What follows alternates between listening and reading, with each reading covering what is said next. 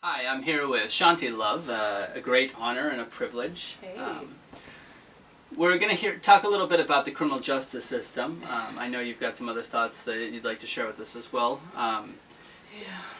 When we think of problem of the criminal justice system, right, lots of people think of problems.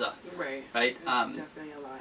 So some of the main problems, right, are overcrowding, ill treatment of prisoners, the targeting of certain individuals, drug laws, right? I mean, there's lots of different areas. So which problem are you focusing on today? Okay, well, I'm actually focusing on the overpopulation, the petty offenses, and the effects that it has on offenders once they're actually released from prison. Those are three main issues that are really important to me. So how did you come to think about these issues? Why are they important to you? Well, being from East New York, right, and also a criminal justice major, right, I should definitely say that, I've seen these effects happen to people who I know personally all the time and every day. So it's something I see in my community all the time. Okay, yeah. And when you think of the problems, do you think of the causes, or is that too much to think about? Or how do you start to think about these problems and where to start, really? Well, in the beginning, it was just basically, I started to notice the problem. Then, as I started to, study in school and then pay attention to really what's going on in my community, I've started to see that it's a sort of issues on both sides. It's the resources, and there's also the effects that we kind of create ourselves, And I mean, maybe if we invested our time in ourselves or getting into curricular activities, maybe we could shift, some of these horrible problems. What are some resources that you think might make a change, let's say within 6 months, let's say? Especially if we focus on maybe like 8 to 15-year-olds. Okay, well, I definitely feel we need some more extracurricular activities, like as far as in school, like, some creative thing. So, Is there something that you've done that maybe you might think would be beneficial to people today? In high school, my high school was awesome. So they did mentorship programs. They did mediation programs. They actually had a music program. We had a theater program. We had problem-solving skills. We had all these different things. And I feel like as school systems, they should be for the children. So we should stop giving up on our children so fast.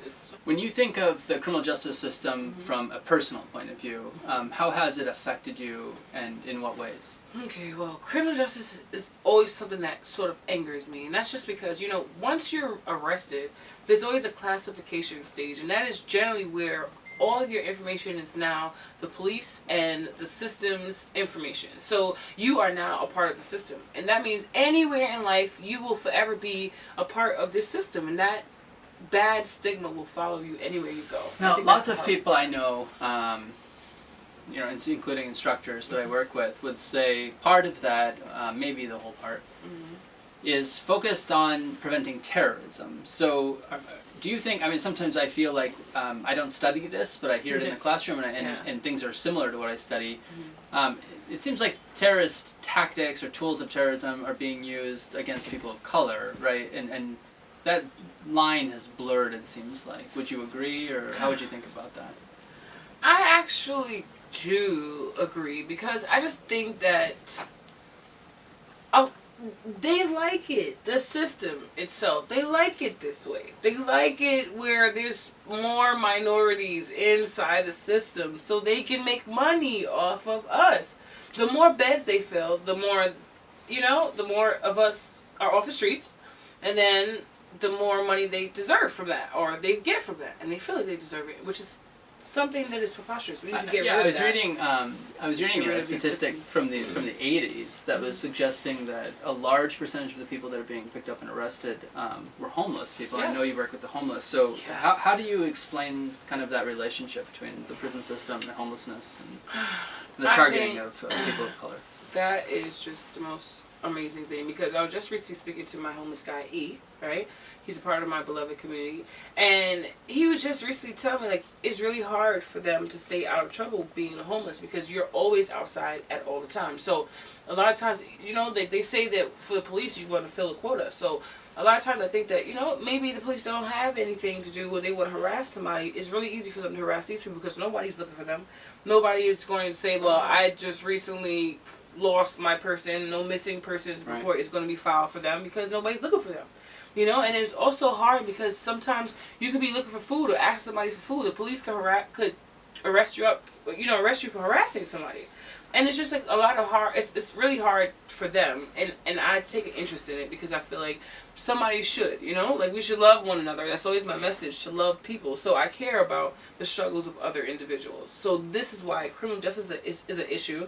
Just like the homeless package project is really important to me because it's all about helping others. What message would you have for those who are stuck in the criminal justice system or have been, you know, maybe victimized by the criminal justice system? What kind of hope can you give them, you know, in reality, in a practical way?